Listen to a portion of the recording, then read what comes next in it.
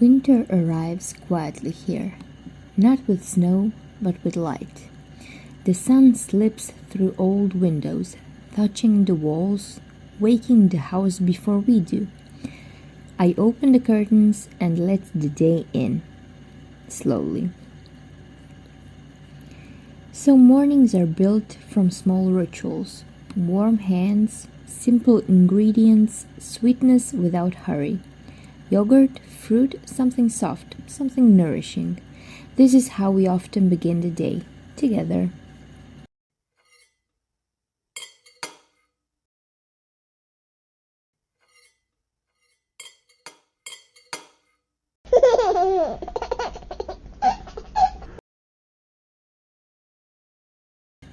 The sea keeps its colors, the sun stays generous, and the day still invites us outside.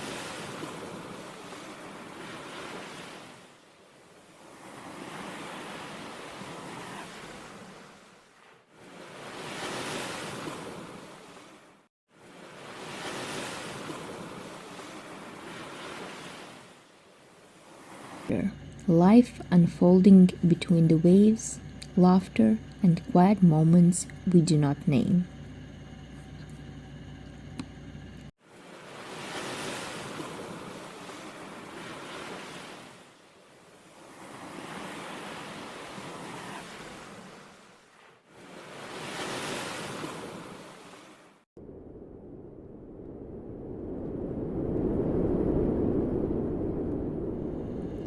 So back home, time slows again. I bake the way others meditate, whisking, waiting, trusting the process. So I'm making these 2 cakes, thus tomorrow is my birthday. So we will try to indulge in these cakes. Caramel thickens and creams become silk. Layers find their place on top of each and other. One cake, then another. One Snickers and one coconut. Sweetness filling the room and warmth clinging into the air. These moments, they do not ask for perfection, only presence.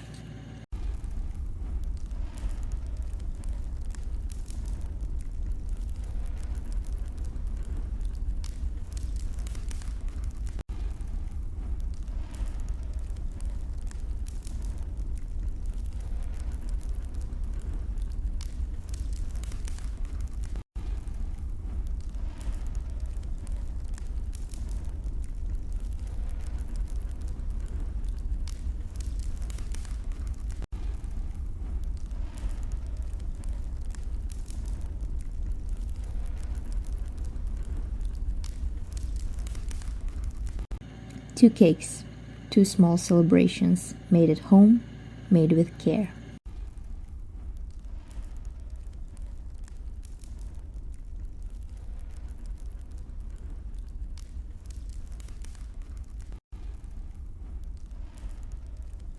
As the day softens, we follow familiar paths. Sand under our feet, voices fading into evening air. Nothing planned, nothing rushed, just us.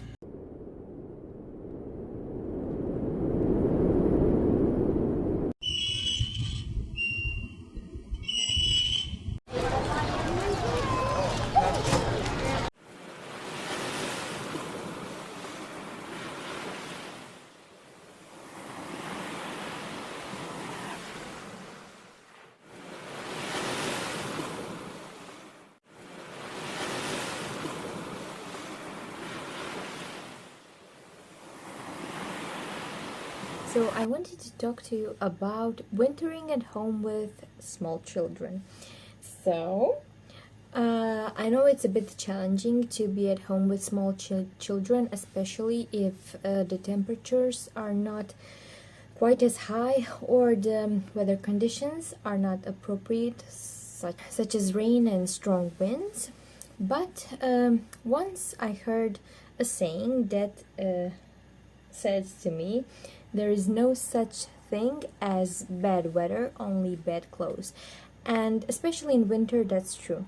So if you have littles, you cannot be stuck in a home all day. So during the summertime we tend to spend a lot of time outside, so that is around 7+ hours, and during the winter we try to have at least an hour or two a day outside.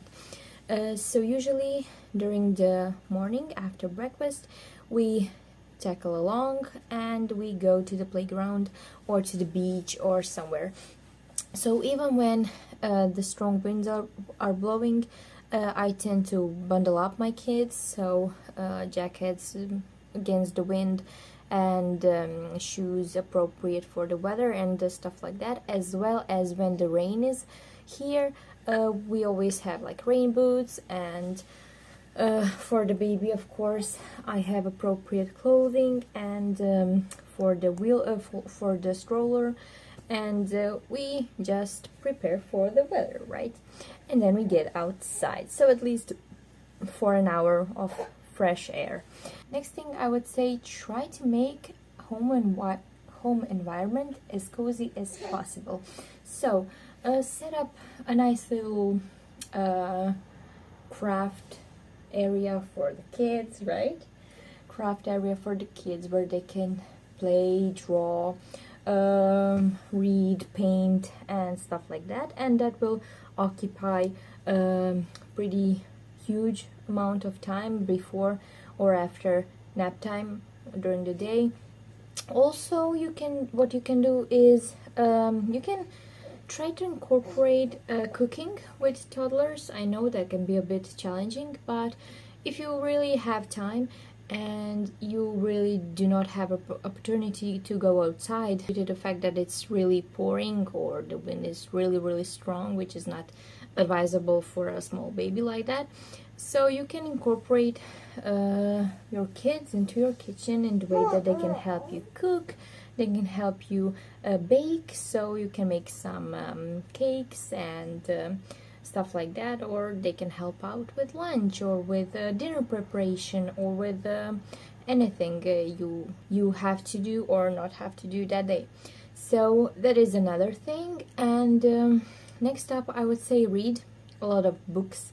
We tend to watch cartoons and television later in the day, so after 6-7 p.m. that's when we all turn on our television. Yes, turn on our television and cartoons, and that's when the sofa time arrives in our family. And until then, we do not turn on any TV or anything like that. So we do read a lot of books. So my toddler, for example, she will play with books for quite a good amount of time. So that's also a thing. Also, if you have opportunity, try to incorporate play dates. So with other moms that have children, you can go into their place, at your place. So she's smiling at me, so she's really deconcentrating me right now. She's so cute, oh my god. Anyway, I'm derailing from the topic.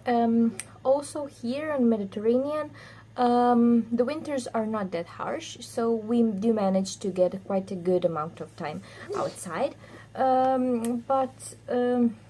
Actually, during the summer, it's a even bigger problem because temperatures here are really high, and it's not good for kids to be outside during these high temperatures. So I would argue to say that in the winter, it's much easier for us to be outside than during the summer. During the summer, we are limited until 10 a.m. and also we have to be out inside of the house during maybe 5-6ish p.m. because the weather outside is just too hot for children to be outside of the house.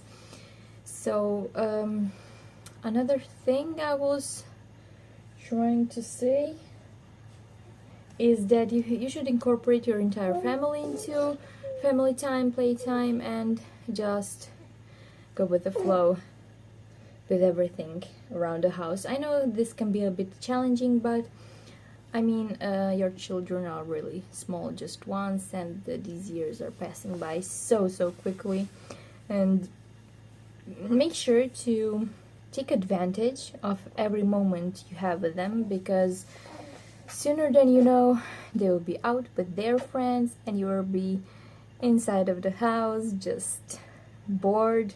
So yeah, these are the times.